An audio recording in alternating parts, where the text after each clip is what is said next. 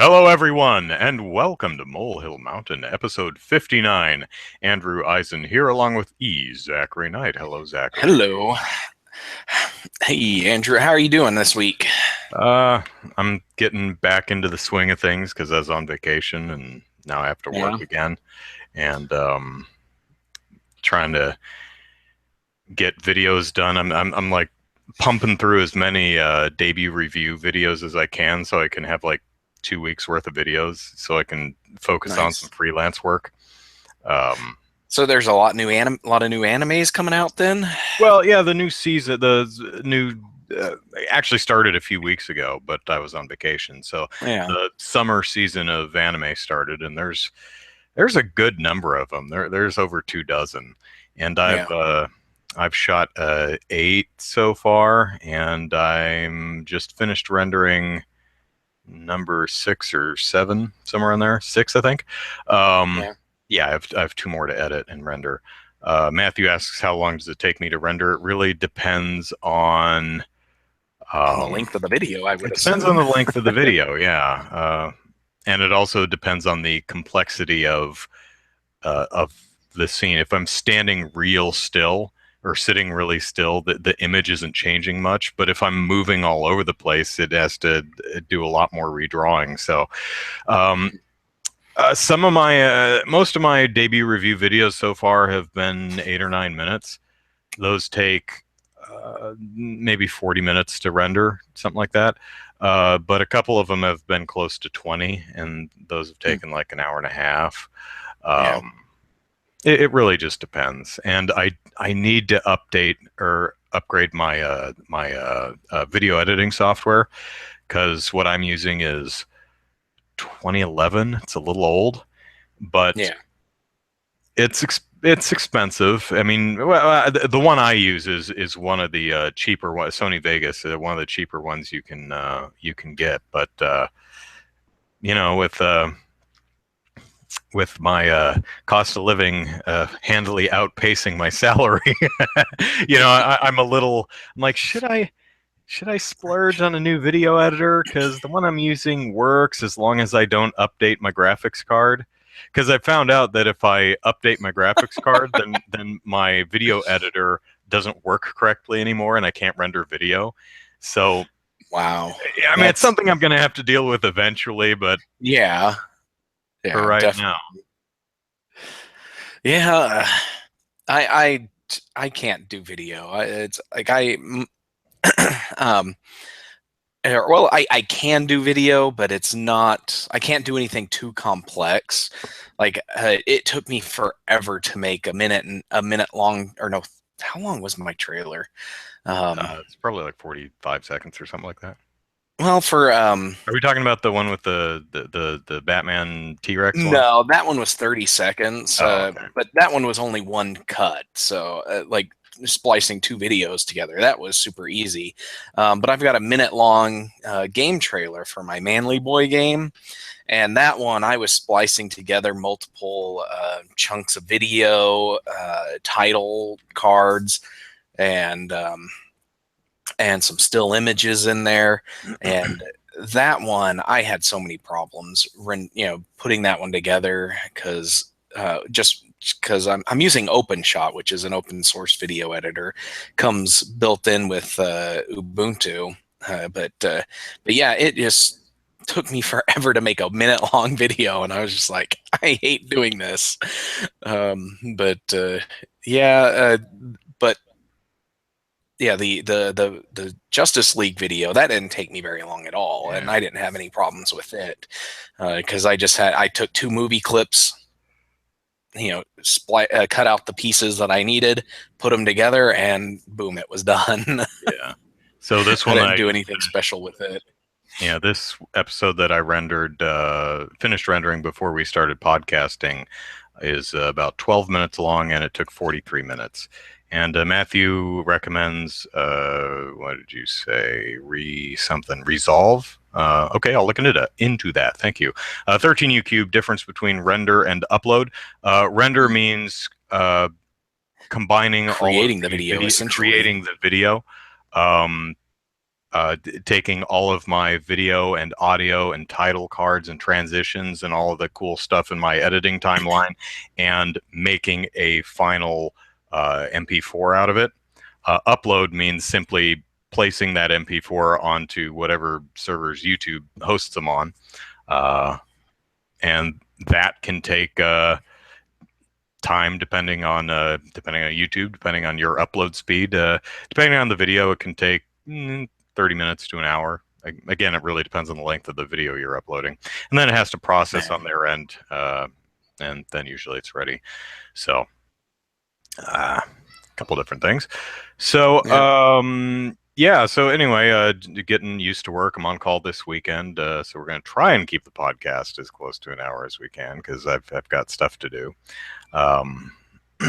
But every time I take vacation, I come to the conclusion that I'm going to be totally fine with retirement. Not working is not a problem for me. I very much enjoy not working and have no problem filling my time with things to do. Yeah.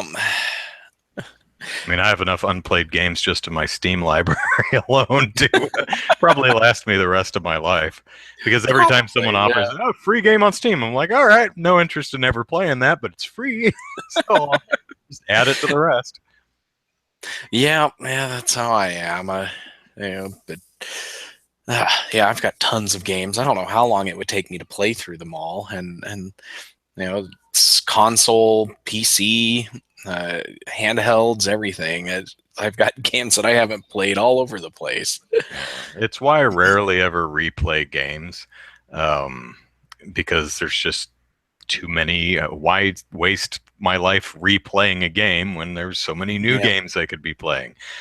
So I'm a one and done kind of guy when it comes to most consumable entertainment. Yeah. Occasionally, there are some games I've replayed and movies I've rewatched.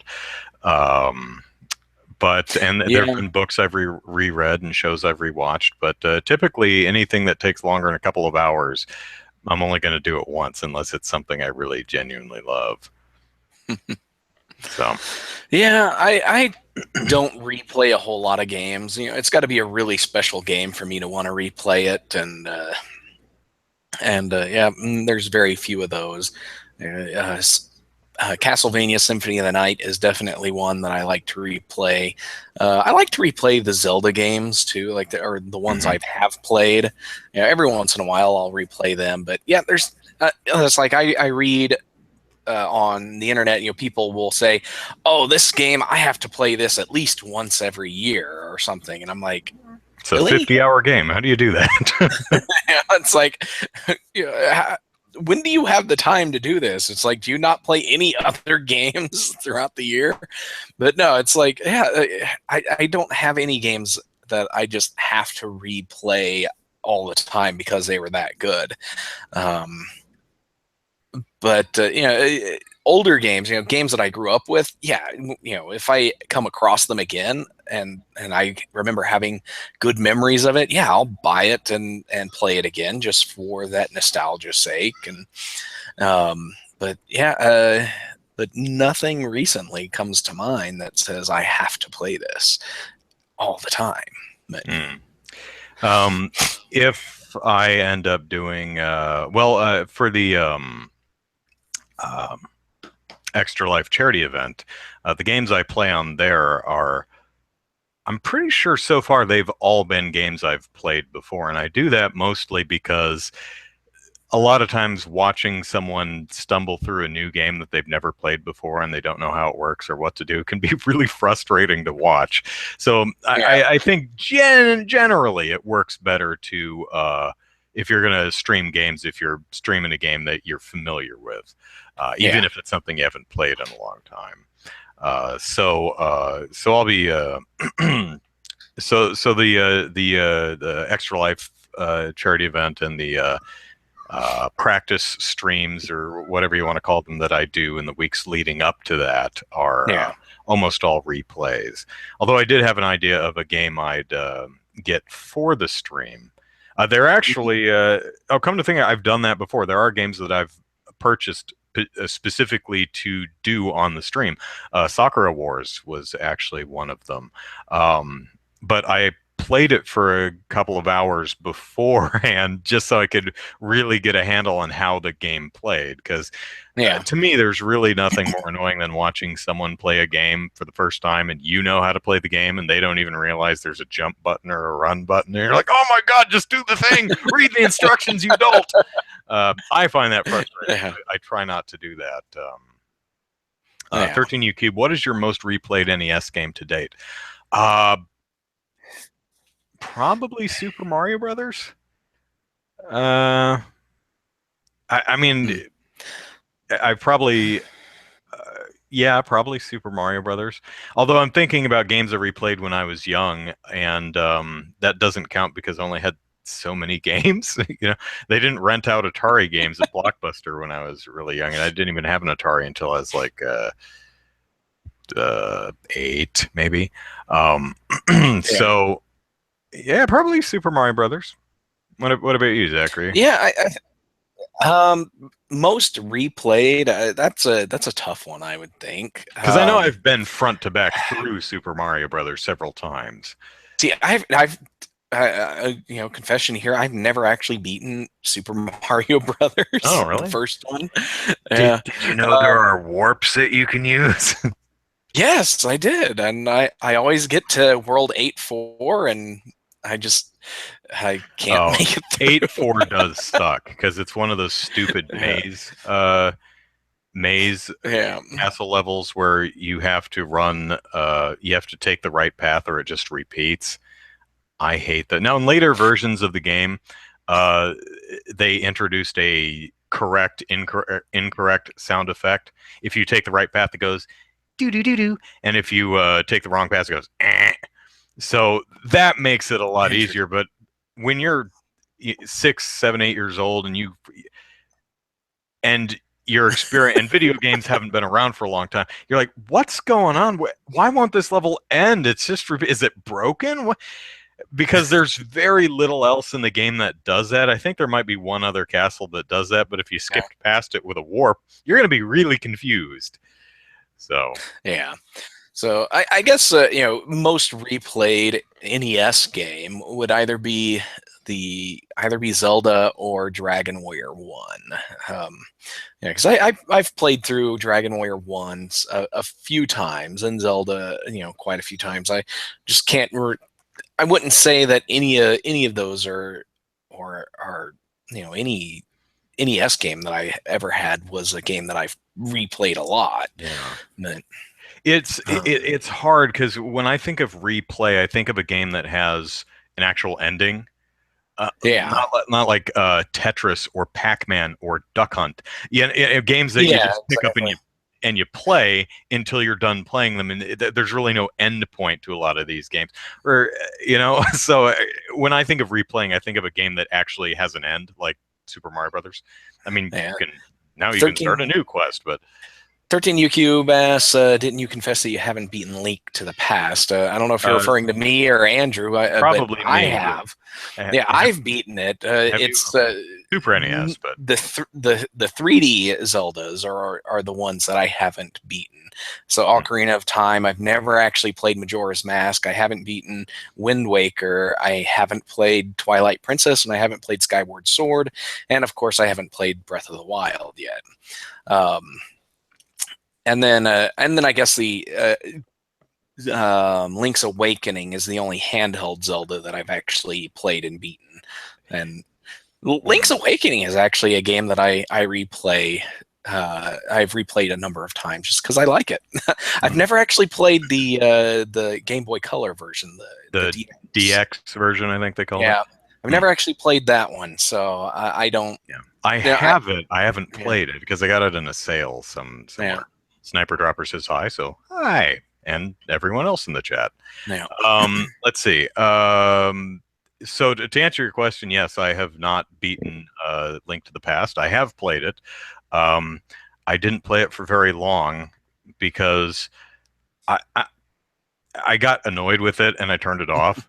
So I only played like to the end of the first dungeon. So I probably only played it for like an hour. There's the whole castle sequence in the front where you escape the castle, and then I Yeah. wandered over to Kakariko Village. And I'd never actually played it before. I'd played Ocarina of Time before this game, so I was like, "Hey, it's Kakariko Village! Oh my god, it's the same music!" So I was like, "This is where it comes from." Um, and then I wandered over to wherever the first dungeon is, and I I had kind of the same problem I had with the original NES Zelda game, in that Link doesn't waggle his sword directly in front of him. He waggles it off and to the left where he's holding it, which I just kind of suck at. I'm not very good at. I guess it's one of those things I need to spend more time with to get used to. You need to really Yeah. get used to how Link attacks in those games, because he attacks off to the side a little bit because it's the arm he's holding his sword in. Yeah. But it is a little awkward, and so I got through the dungeon and I got to the boss, I think, and I died. And then it dumps your ass right outside the front door of the dungeon. I'm like, ah, and you have to run all the way through the dungeon, and all the enemies are back. And so I'm getting impatient. I'm trying to run around everything, and this is the beginning of the game, so you only have like 3 hearts, maybe 4 if you found a heart container. I get back to the dungeon boss, I have like half a heart because I'm getting really impatient and just beelining there instead of taking my time, and he just smacks me again. So I said, I'm not feeling it right now. So it is a game that I do need to go back to. I'm not saying it's a bad game. I'm saying I got frustrated at sucking at it and I stopped playing it. So I just need to get good and go back to it. So Yeah. and I Sniper. plan to Yeah. do that eventually. It's really a lovely game. So Sniper Dropper asks, "What games do we play?" And right now, I'm playing Stardew Valley on PC, and I'm having fun. It's Good. I played it a little bit a couple of months ago, and then I picked it Are back you up using again. any mods? No, I'm playing vanilla. And yeah, I'm still really early in the game. I think it's only like day 20 of the first year, so I'm still pretty early in there, and I haven't even gotten an upgrade to any of my tools yet. And so, well, I guess I just bought a brand new sword, so I guess that's technically an upgrade. But yeah, I haven't. But yeah, yeah, I haven't even gotten out of spring yet. So, but yeah, there is a lot to do in that game, and I don't even know how I'm going to actually make friends and interact with other characters when I'm constantly foraging and gardening to actually make money. That because money's a little scarce. But, Yeah. yeah. I have no time for interpersonal relationships. I've got chickens to feed and cows to brush, Yeah. weeds to pull. But yeah, so I played that, and let's see. I've got a bunch of RPGs, PlayStation 1 RPGs on my PSP that I play as well.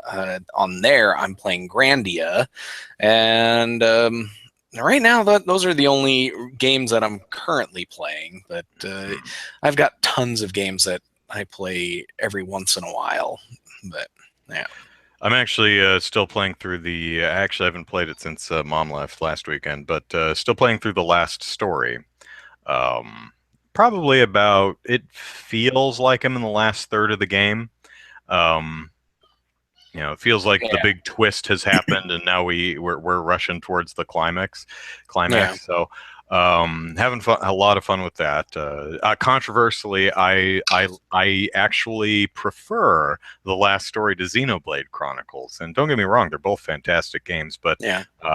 I'm one of the few that actually prefers the last story to Xenoblade Chronicles, and it's mainly just I prefer the way Last Story handles its multi-person party mechanics Yeah. and its battle system. They're fairly similar battle systems. They both do the auto attack thing, where if you're standing within range, your dude or dudette will waggle their sword at the enemy.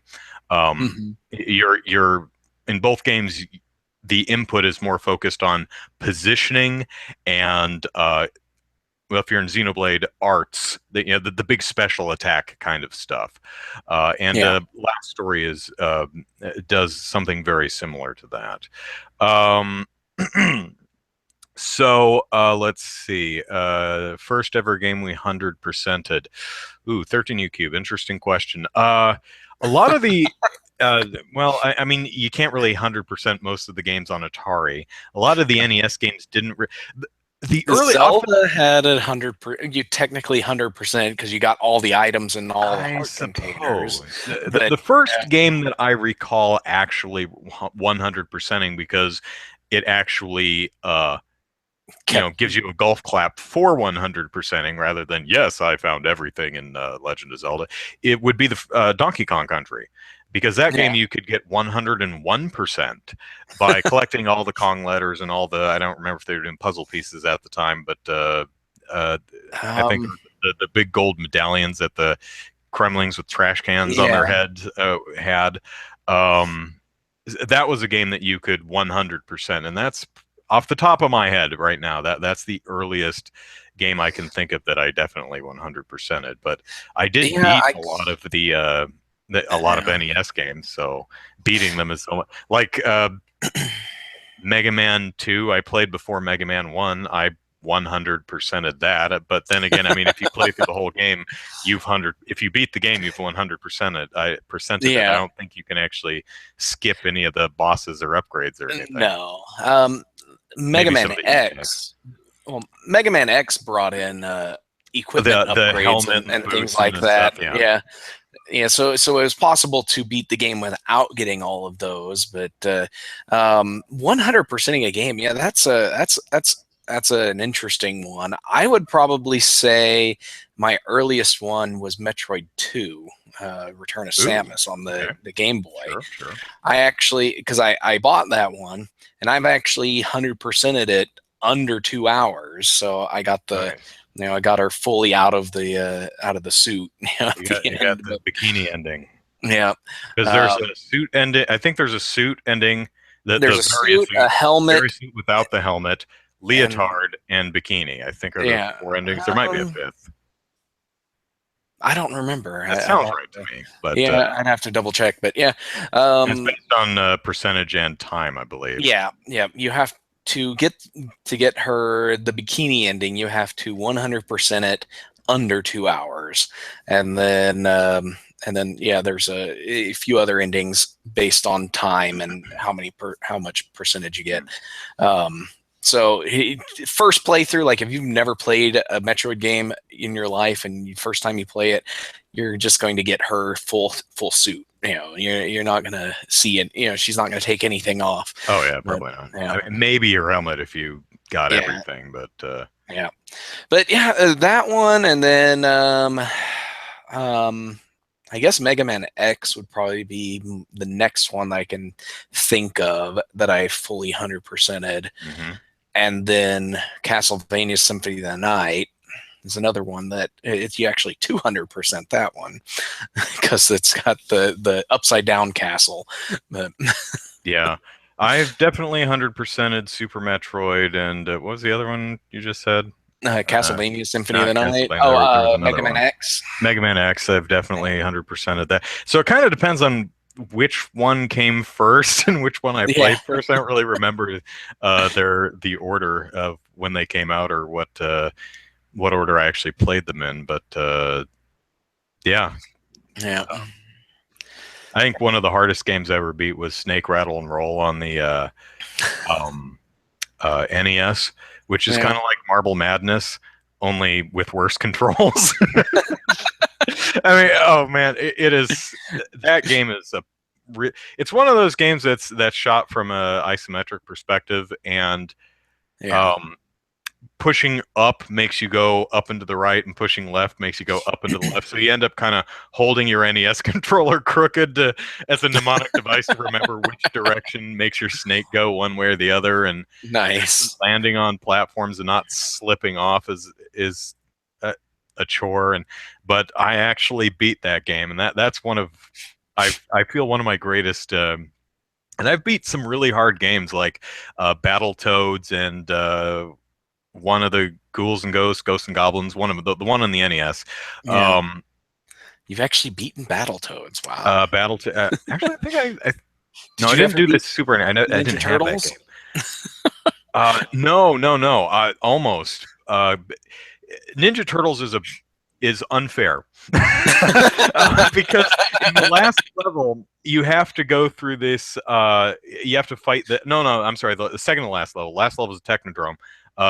The foot base or wherever it is, you have to. There are like three different underground areas, Yeah. and they're hard as nails.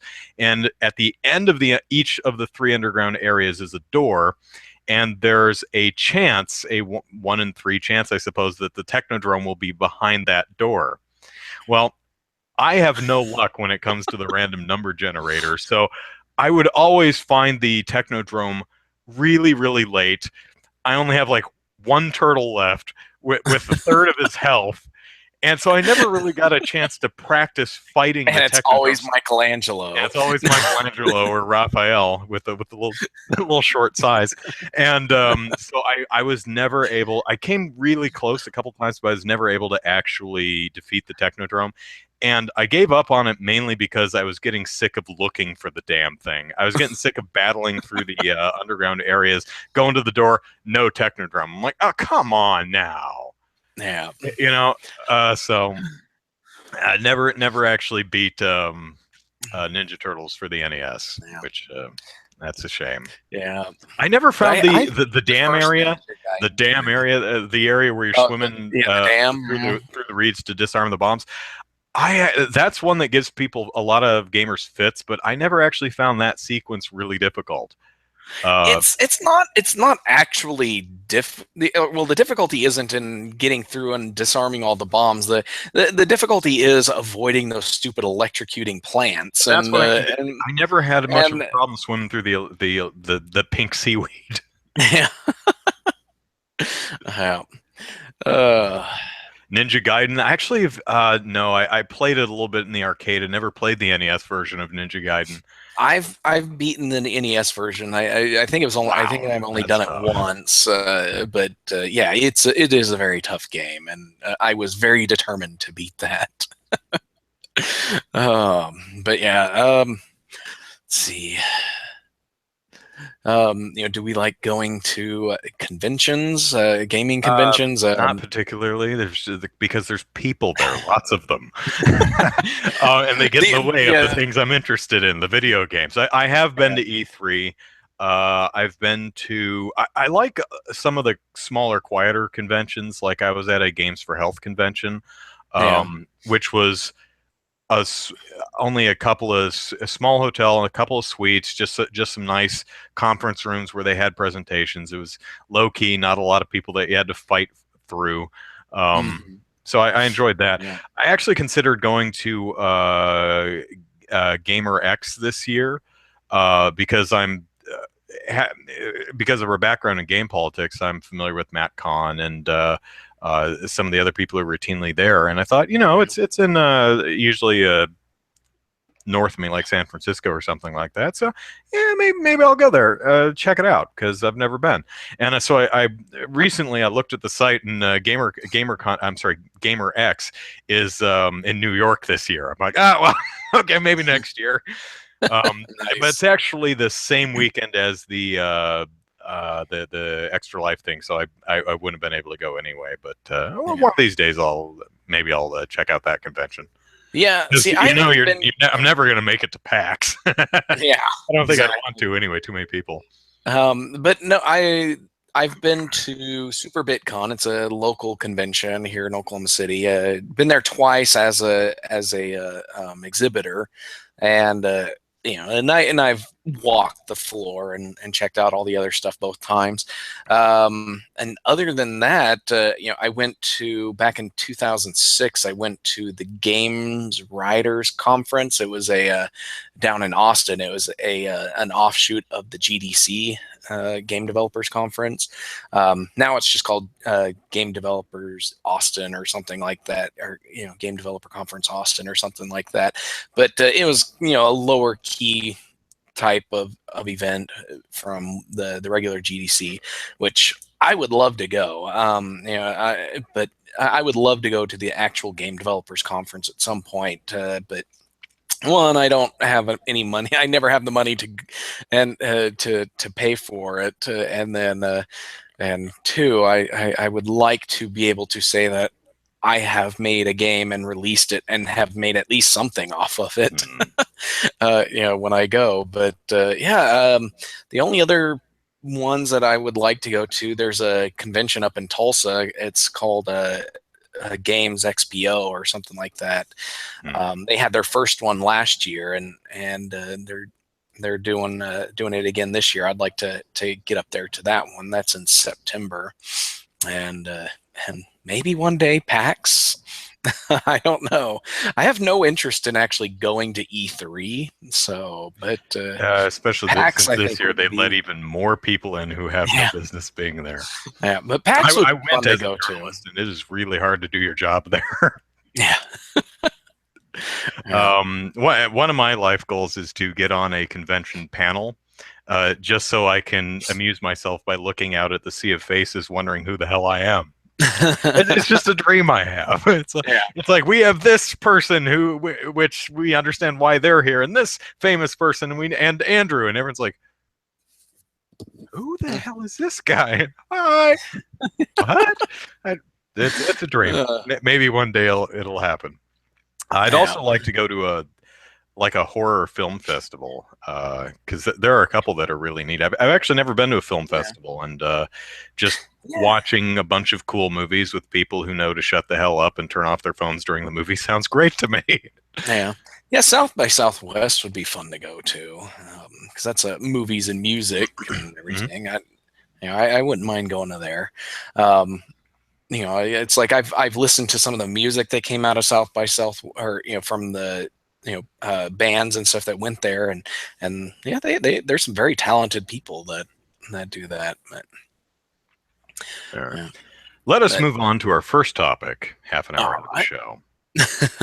And this Lawbreakers is a game coming from Bosky, I think it was. Bosky Productions. And lead designer Dan Nani gave a fairly lengthy interview to Gaming Bolt. When was this? A couple weeks ago. July 11th is when it was published. And I'm just going to bring out one excerpt. They were talking about the game possibly coming to the Switch.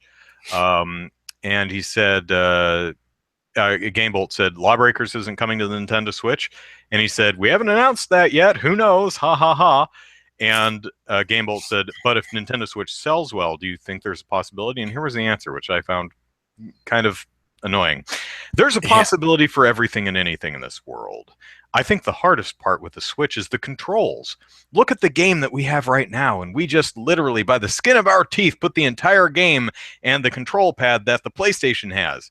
That means that we could probably make it work for the Xbox One in some way, right? But if you're looking at the Switch, the base controller that's on that unit, it doesn't have as many buttons. All right, let's go over this again.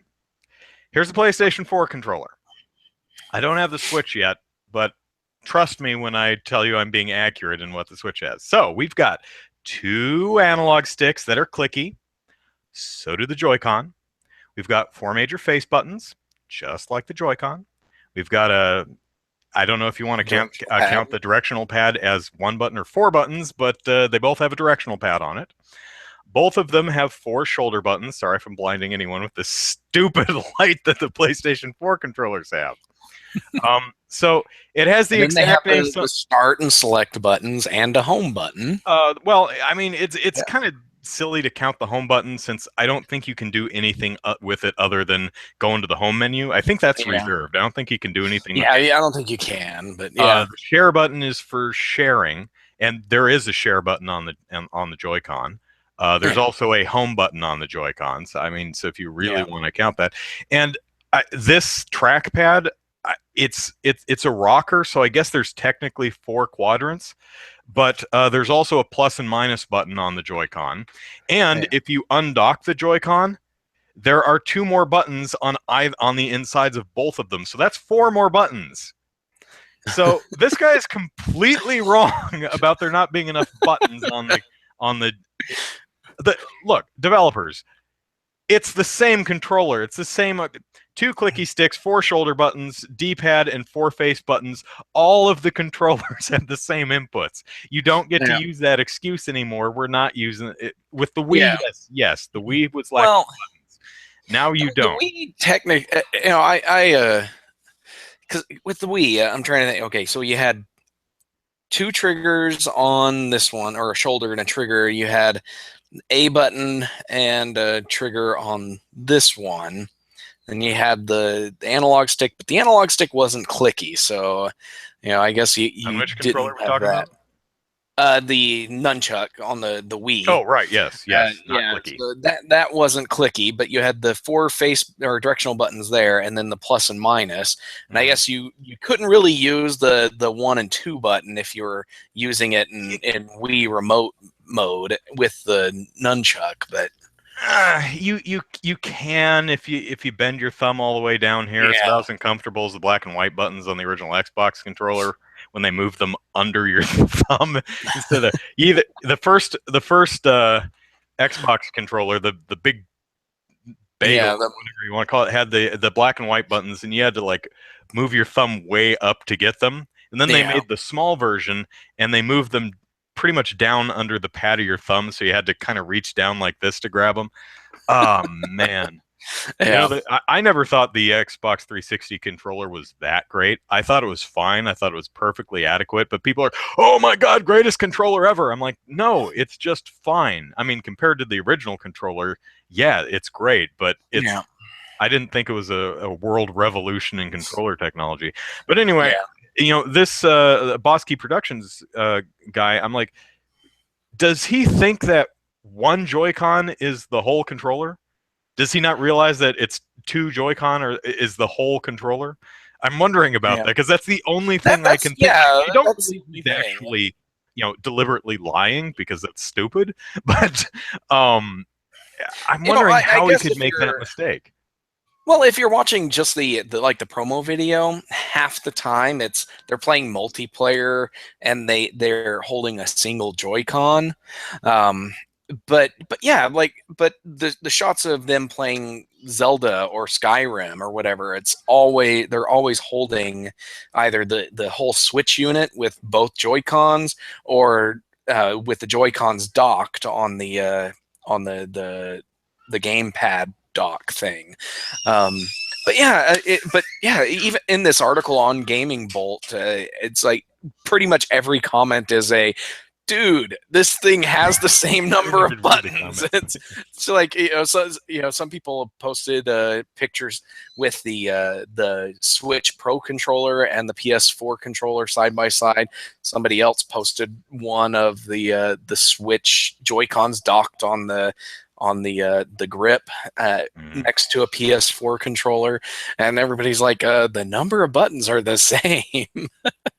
So it's hilarious. Oh, somebody posted or somebody linked to Lawbreakers. They posted our bad. It says hashtag Nintendo fans. Yep, we know. Hashtag buttons AF, whatever that means. Yes. Yeah. Okay, well, nice. I mean, honest mistake. I wonder how that stuff comes about. I can only guess that he's just genuinely not familiar with the Switch at the time he did that interview, and maybe he had thought that one Joy-Con was all you got. And I know this is not a Joy-Con. But anyway, I found that just kind of maddening, because it strikes me as one of those, well, for some reason, we don't want to say we don't think it makes financial sense for us to bother porting the game to the Switch. We don't think it will sell enough units to be worth our while. But I don't know. I get the sense that most gamers would be appreciative of a completely straight answer like that. It's like, look, we don't think it will sell. That's why we're not porting it. Oh, there's not enough buttons. Because then you start, you lie. There's plenty of buttons. Now you have no excuse. It's like, Yeah. what's the problem now, buddy? What's the problem now? So, yeah. Yeah, but it's funny some of the people that are trying to defend that statement by saying, "Well, the Joy-Con or the Switch doesn't have the touchpad," and it's like, Neither do does these the guys Xbox. actually use? Yeah, it's like, do they use the full touchpad, like the whole thing? It's like, Although if you have it undocked, you do have a capacitive touchscreen in the middle of the controller. yeah, that's true. But hell, even how many games actually use this trackpad for anything? I've played several I don't know. games. I've only seen them actually use it as an extra clicky button, usually to pull up a map or a menu or something like that. Yeah, well, it was a similar thing with the Ouya. It's like the Ouya had the trackpad in there, and yeah, there was a Saturday Morning RPG used that as like one of their gimmicks was before you start a battle, you could scratch and sniff your stickers, and you use the touchpad to scratch them, and the more you scratch, the more bonus you got before going into the game. But that was the only one that I could remember that actually used that for anything interesting, because the scratch and sniff thing was an interesting mechanic, and it made going into battles a little more fun, so yeah. But yeah, none of the other games I can think of used it for anything worthwhile, if they used it at all. Yeah. So, all right, so let's move on to a new topic, and this is one that really just gets my britches in a knot. So Metroid Samus Returns is a remake of the Metroid game that you've beaten or 100%ed. It comes out in the fall and looks really, really cool. And while I would prefer to play it on my TV, it looks really, really cool enough that I was thinking, I'm still not paying $40 for it, but when it drops in price, I'll definitely pick it up because it looks like a ton of fun to play. yeah. So we learned, of course, that this game, along with several others, Mario Odyssey and such, that have amiibo functionality. Nintendo declined to detail what that functionality would be, but now, according to Eurogamer, we know that 4 different amiibo, 2 new ones and 2 old ones, will unlock 4 different sets of content. So the new Samus Aran amiibo will unlock an extra energy tank for you. After completing the game, you'll unlock a Metroid 2 art gallery. So I don't know if they're locking. Normally you get a fixed number of energy tanks. Like there's 20 energy tanks hidden around the world. Is this just a 21st energy tank that they just give you, so you have an extra energy tank? If so, yeah, whatever. Yeah. I'm fine with stuff like that. But locking an art gallery behind a $13, $14, $15 toy that may be difficult to find, I have issues with that. The Metroid amiibo, which is squishy, and that's cool. Yeah. I really want to get one of those just because it looks cool.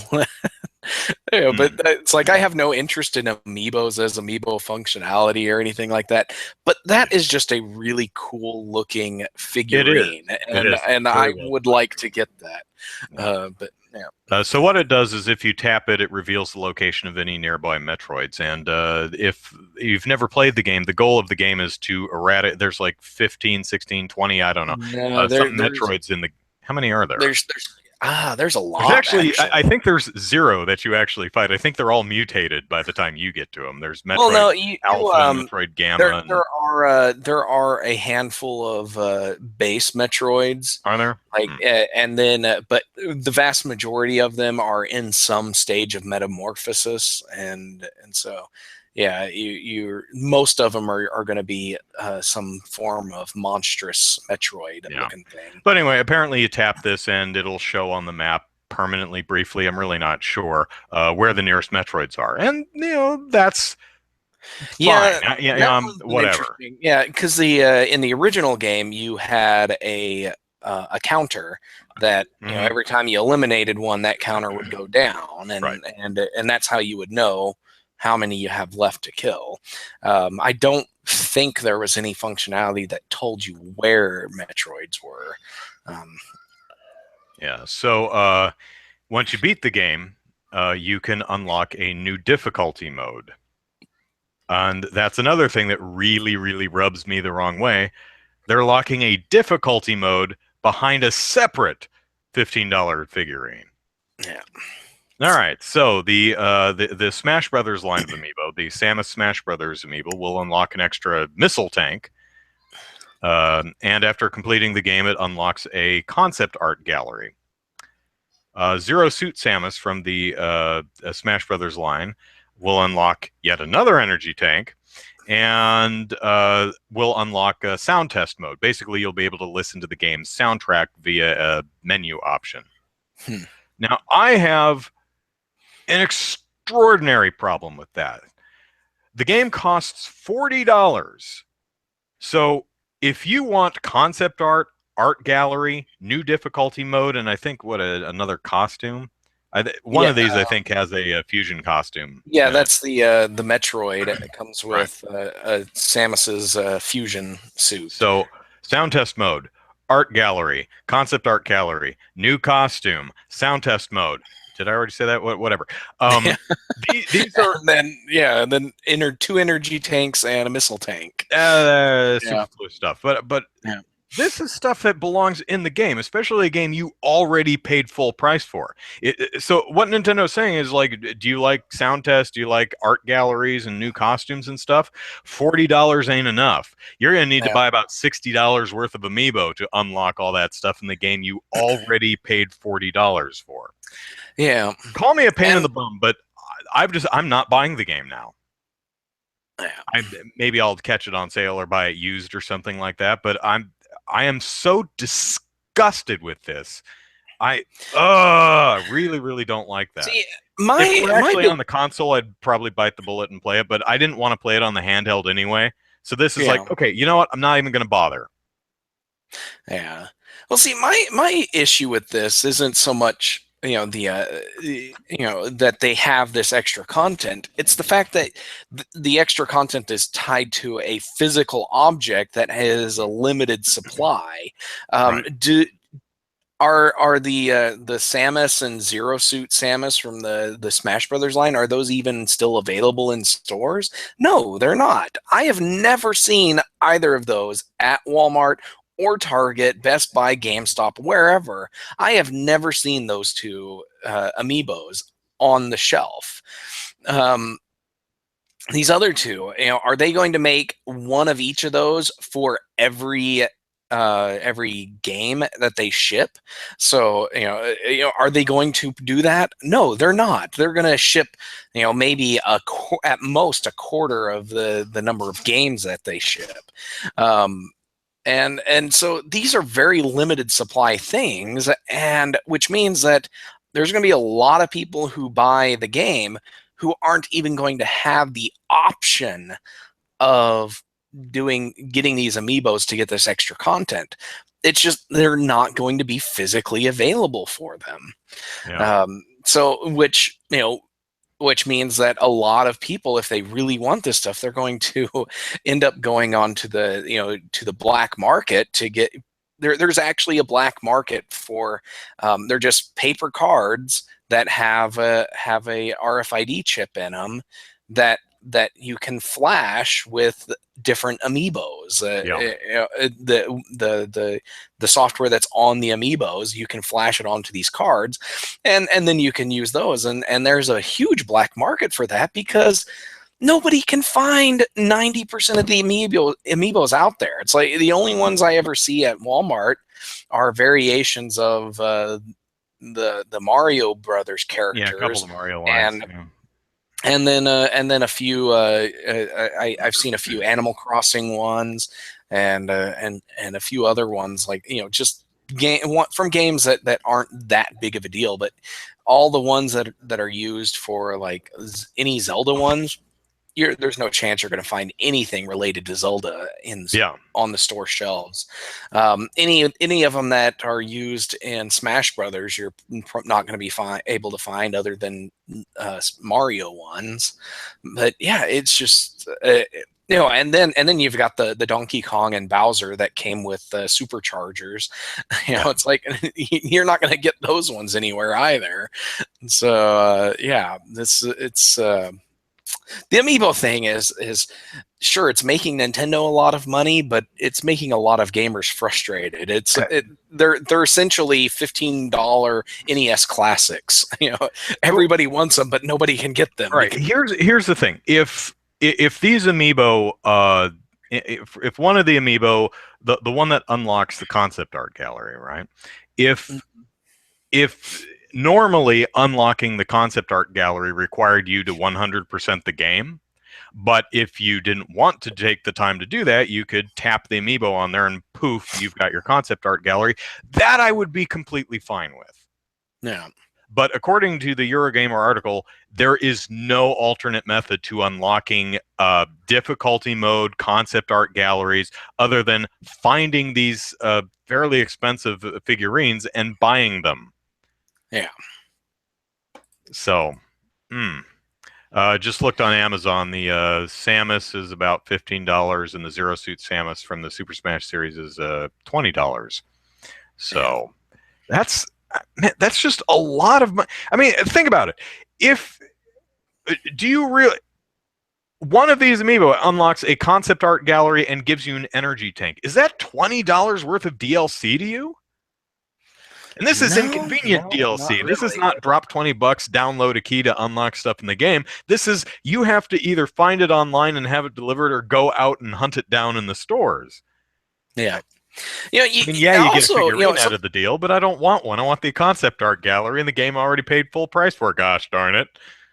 Yeah, something else that I'm wondering, and if anybody out there knows how this works, if you tap one of these amiibos and unlock, and give yourself the extra energy tank, is that just for that one save? So that if you start the game over, do you have to tap the amiibo again to get that extra energy tank, or is it something is it a permanent extra energy tank, or is it just a once you lose that extra energy tank, you can't scan it again until tomorrow?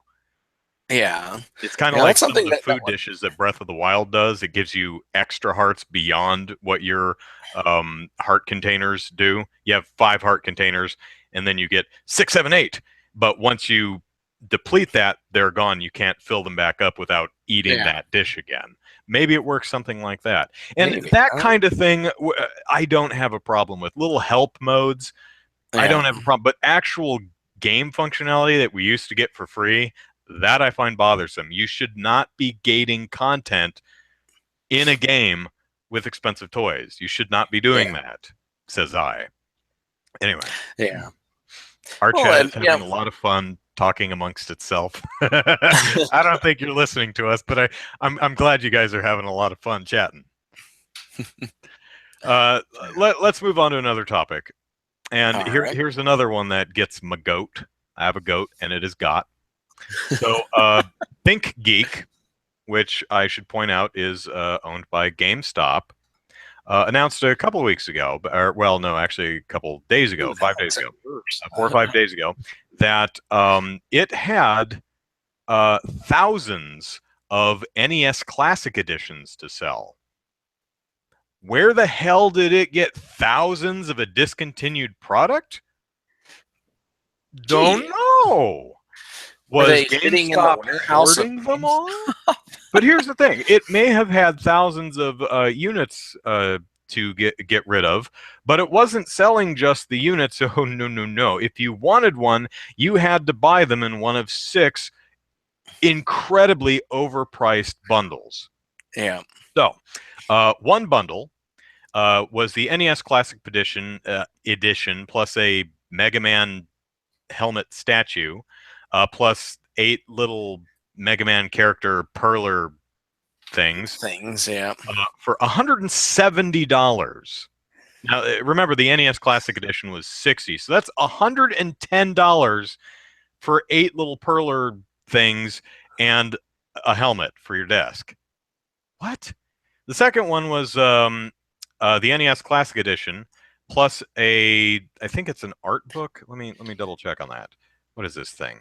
It is the Playing with Power book, maps, cheat codes, guides, and articles from Nintendo Power. Okay, so I guess it collects some Nintendo Power articles for the games in the NES Classic Edition, maybe. Yeah.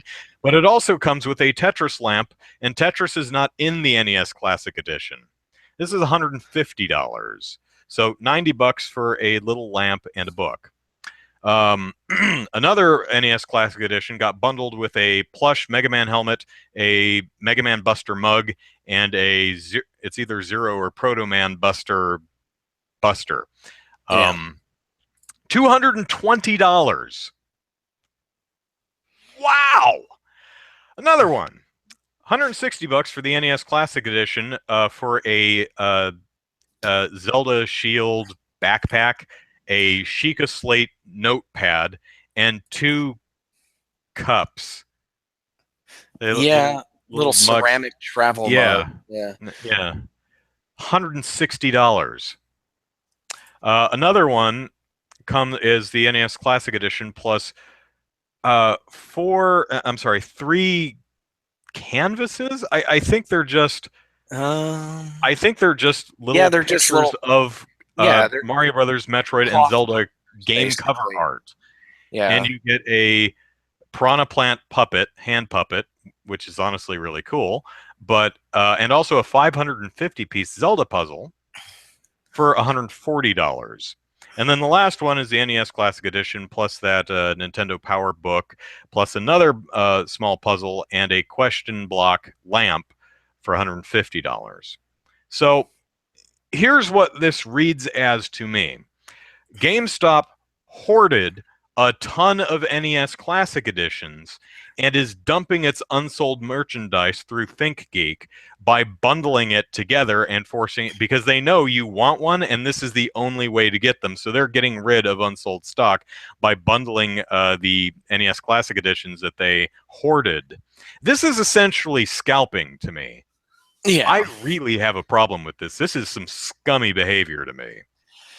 But they sold out of it within a couple of hours because of there's no an other way you yeah. can get, because the NES Classic Edition is discontinued. It's a very highly sought, very desired item, and this was the only way you could get it. So I will say that I was pretty tempted by the Slate and Shield bundle when it launched, but I think that one was one of the first ones that went out, or sold out. But this is just kind of really annoying behavior, and it really makes you wonder, did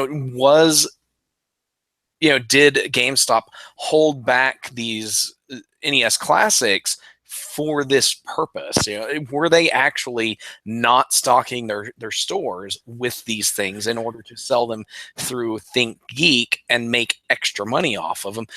This is something that people were accusing GameStop of doing back with Xenoblade Chronicles. Do you think some of these NES Classic Editions, of these thousands of units that they had, were returns or trade-ins? Probably not. I think these are, most likely they are brand new that never made it to the stores. With the Xenoblade thing, they were like, oh, we managed to build up a good a solid collection of used Xenoblade Chronicles. Here, let me sell them to you. And people accused GameStop of having new ones, opening them so that they could sell them as new and make an extra $20 off them, because they were selling them for like $79.99 or something like that. Right. And so that was something they were accusing GameStop of back then, which I'm a little I don't believe GameStop actually did that with Xenoblade, but with this one, I could see them actually having hoarded these, or because there's no way they could have misplaced them in their warehouses and realized they had stock that they hadn't actually shipped out. I don't find think that would have very hard happened. to believe. Yeah. I'm sorry, I'm going to mispronounce the name. Seekend. Sorry. It says it's still better than buying one on eBay for $300 or $400. Arguably so. Yeah, Arguably so. you are getting You, extra stuff out of this. So, right. But these bundles are way overpriced in my ever so humble opinion. And if you don't want all that extra crap, you shouldn't have to buy all that extra crap. You should be able to. We all should have been able to buy an NES Classic Edition if we wanted one, just an NES Classic Edition. We shouldn't have to go through eBay. We shouldn't have to buy bundles of overpriced bundles of unwanted crap through ThinkGeek. That's on you, Nintendo. So, all right, one last topic, and that's Nintendo's voice chat solution. Now, we've already talked about the idea of using a phone app for voice chat. We've already talked about that ridiculous, I forget the company that makes it, but that dongle that you plug your phone into, and then you plug your phone. It's a splitter, so your headset goes into the dongle, which splits into the Switch and your phone, so that you could hear the game through the headset. You see, because it has to be that bloody complicated. And Nintendo's not, I'm sure all of you know, but Nintendo's not pioneering new ground with voice chat here. This is stuff that's been solved for a decade. So we've already discussed all that, but Splatoon launched last week. So people have been trying out voice chat. And there were a couple quirks that came up with the phone app that we didn't know beforehand. And they're very Nintendo quirks in the sense that everyone looks at them and goes, why? One of the quirks is that when you're using your phone for voice chat using this app, you cannot do anything else on the phone. You can't check your Twitters or your Facebooks. You cannot look up a strategy guide. You have to have the app running. You can't run it in the background. App has to be running. Second weird quirk is your phone not only has to your phone has to be on. The screen can't lock. So if your screen locks or if you accidentally quiet your phone, boom, voice chat gone. Why? So I think everyone's just going to use Skype on their phone, because I mean, if you want to force users to use their phones for voice chat, you have to make sure your app is at least as good as what they'd already be using, like Skype or something. And this is nowhere close.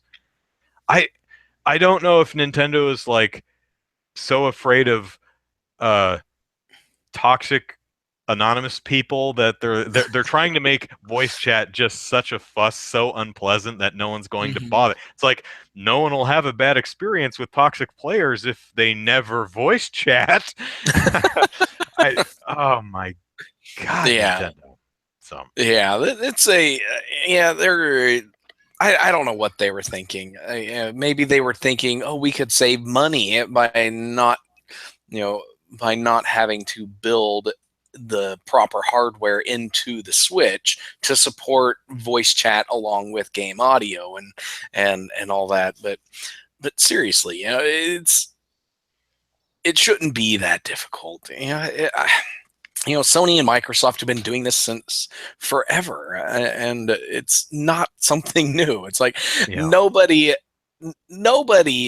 outside of Nintendo would have thought that using a separate device like your mobile phone was actually the optimal solution to voice chat. Nobody would have thought that because it's not the optimal solution. It's the worst thing you could possibly do. There was another interesting query. This has nothing. Let me say something nice about it. From what I've heard, the app gives you the ability to browse the in-game shop and buy outfits and gear and stuff for your squidling, and that's cool. So you can be at the store or at work or something and buy stuff using the app, and then go home and you have your new gear and you go play the game. That's cool. That's a neat use, but all this other stuff is just unnecessarily cumbersome and limiting. Kind of like Salmon Run. Yeah, Salmon Run, the Horde mode, which astoundingly is only available at certain times. You can't play the Horde mode anytime you desire. No, no, no. You can only play it during special scheduled events. It's like, Yeah. why? I mean, Yeah. the whole rotating maps thing was bad enough, but for those of you who don't know, you can't pick a map in Splatoon. It's like there are two maps every 2 or 4. There are two maps available at any one time, and they cycle in two more every 2 or 4 hours or something like that. Yeah. And I don't know. In a sense, that alleviates. I want to play this map. I want to play this map. I suppose. But on the other hand, sometimes it's like I hate these maps. Guess I'm not playing Splatoon for another few hours. But I really don't understand why Horde mode. Now I understand special events like Splatfest, which is it's the same game. It's just a special event version of it. But Salmon Run is its own mode, its own Horde mode. Why would you say, gamer who just gave me $60 for a game, you can't play it unless I say it's okay for you to play it? I genuinely don't understand the reasoning behind that, but I don't understand the reasoning behind a lot of the decisions Nintendo makes. So yeah. You can pick mouse in Splatoon, not just in public play. MAOS. Scotty, what was that supposed to be? Maps. Oh, maps. Okay. Yeah. Okay, sure. You can pick maps in Splatoon, just not in public play. In like LAN stuff. Okay. Well, that's good. Matthew asked cake or ice cream. That was the first Splatfest, and basically they cats or dogs, cake or ice cream, and hot dogs or cheeseburgers, and you pick one, and that divides you up into teams. And the last Splatfest for the first game was Callie or Marie, and I think they used the results to actually build the narrative of the second game, because whoever won that one, whoever lost that one, like, has gone missing or something, or maybe the bad guy of this game, which is kind of an interesting thing to do. But the first Splatfest is ice cream or cake. I gotta say ice cream. Yeah, I'm an ice cream guy. It's like we have a birthday party, and I probably won't eat a piece of cake. Like I like cake, but yeah, I'm just I like an imbalanced Splatfest. And Matthew's saying 95% ice cream. It's like there's one guy's like, I like cake, fighting everybody. Cake. Well, it's like in Cloudy with a Chance of Meatballs. It's not really a cake or ice cream thing, but there's this scene where he causes ice cream to rain down, and it's chocolate, vanilla, and strawberry, and you see all these kids running, and they jump into the chocolate, and then a whole bunch of more kids run and jump into the vanilla, and then you got this one kid. It's like, ooh, strawberry, and it's like okay. Yeah, but yeah, it's part of Neapolitan ice cream. I don't know. I like the strawberry. I'm not a vanilla guy. Matthew points out the cake's a lie anyway. I actually haven't heard that one in a while, so nice that we brought that back. Has it been long enough to bring back Arrow to the knee? What about Fusroda? Can we do that one again? Fusroda, yeah. Scotty says his 95% was because everyone hates Pearl. Oh, did Pearl and other girl pick sides on cake and ice cream? Okay. I forget what the Pearl is. The light-haired one, and what's the other character with the dark hair? I have no idea. Who's actually an octopus? I don't think she's a squid. Interesting. That is an interesting turn of events. What are they? It's Pearl and Bethany, Beverly, Susan. I don't remember her name. It's Bob. It's an octopus named Bob. Pearl versus Splatoon. Or let's see what Google says. No one remembers? Come on, chat. You let me down. Come on. Pearl and Marina? Marina. Yeah, that sounds right. Yeah. I actually thought it would start with an M, but I could not think of it. Yeah, I think interesting designs for the new singing characters. Marina, thank you, Doctor 20XX. Yeah, Is that a Capcom Mega Man reference there in the name? yeah, that's a Mega Man thing. Yeah, it's Yeah. the year 20XX. So, yeah. Well, that's all we have to talk about tonight. Sorry if it got a bit salty, but sometimes the game industry is just naughty, They do and stupid things. I'm sure us calling it out is going to fix everything.